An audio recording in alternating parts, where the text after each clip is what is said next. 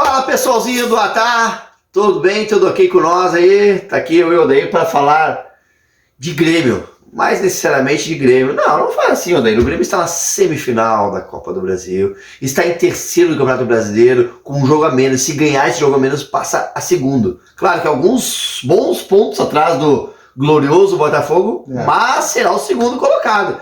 E entre os quatro da Copa do Brasil, quem ganhou mais Copa do Brasil entre os quatro que estão na semifinal? É o Grêmio. Então não se preocupe, cara. E se o Grêmio passar pelo perigoso Flamengo e pegar tanto Corinthians e São Paulo? Tem chance. Tem grande chance. Dizem que é uma final antecipada essa, né? Eu não concordo muito, mas eu já ouvi a imprensa do centro do país falar em final antecipada. Eu não concordo, mas não deixa de ser, né? Eu vou dar uma coisa aqui, daqui a pouco eu vou apanhar dos colorados, mas eu também vou dar uma moral pro meu amigo Odair aqui. Eu pensando hoje à tarde e vendo que o São Paulo é o único que não ganhou a Copa do Brasil ainda dos quatro, né? E vendo a Champions passada, o Manchester City tinha também um que não tinha ganhado, que é o Manchester City. Isso aí. Então pensando assim, que o City era o São Paulo que não tinha ganhado, o Grêmio é o Real Madrid? Pode ser. Porque o Real Madrid é o maior ganhador da Champions League e o Grêmio é o maior campeão da Copa do Brasil. Vamos esquecer essa comparação aí. É uma boa comparação, mas ao mesmo tempo não tem nada a ver. Nada a ver, né? Uma coisa com outra. Eu tava com tempo sobrando então, né? Tava com tempo sobrando. Cara, tava no meu trabalho pensando isso aí, sabe? Eu pensando, mas será que eu falo essa ou não falo? Falei. Falou. Não, mas agora, voltando à nossa realidade aí, que não tem nada de Champions, e muito menos de... 10 dias de folga o Grêmio tá tendo, hein? 10 dias de folga.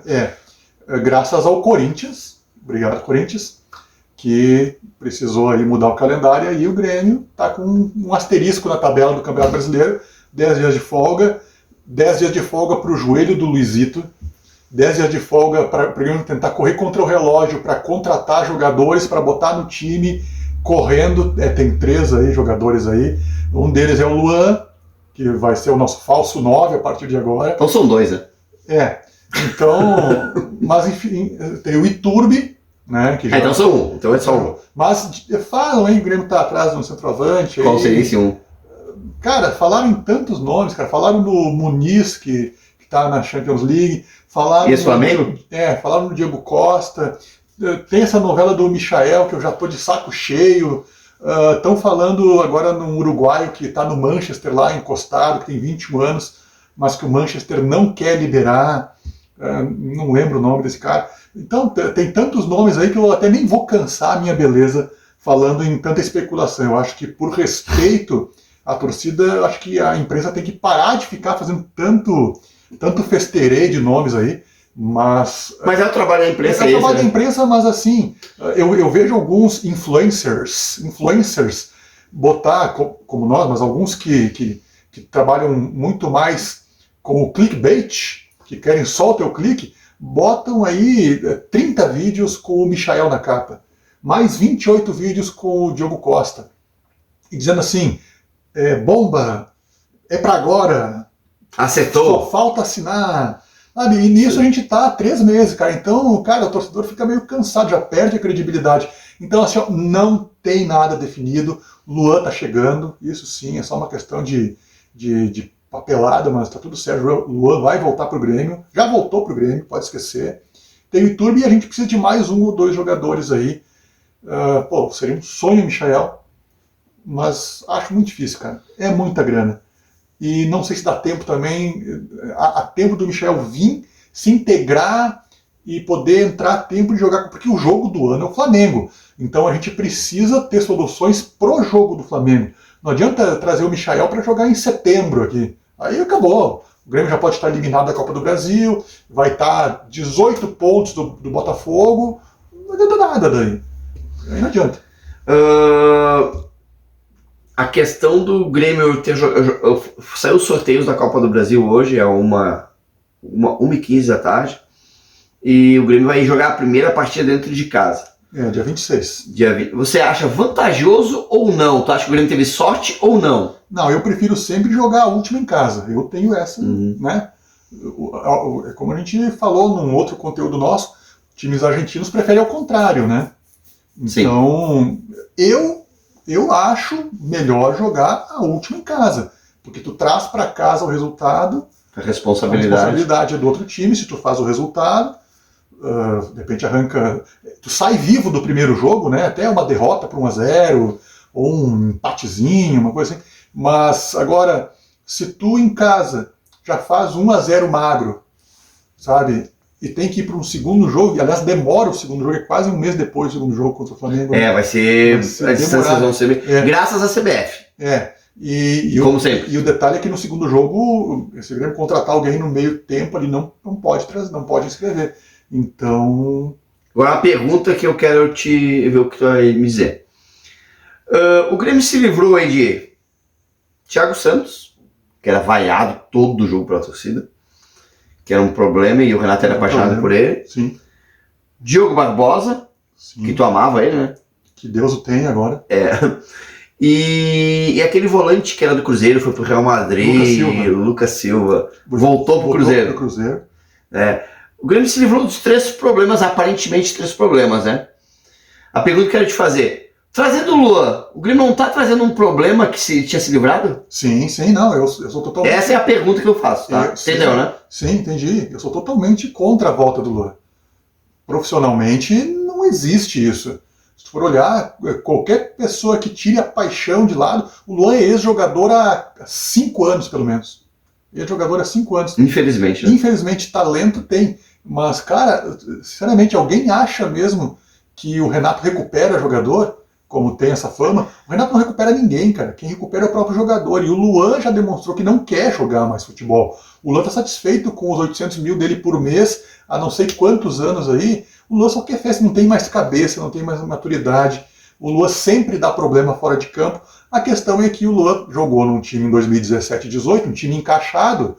2017, 2018 e 2019, um pouquinho, era um time encaixado, onde o Luan funcionava. O Fernandinho funcionava, o Cortez funcionava. E o Luan tem mais talento que esses caras. Então o Luan se tornou o rei da América, porque jogava do lado do Douglas Pifador, que era um jogador que também estava dando certo. Tudo dava certo naquele time do Grêmio.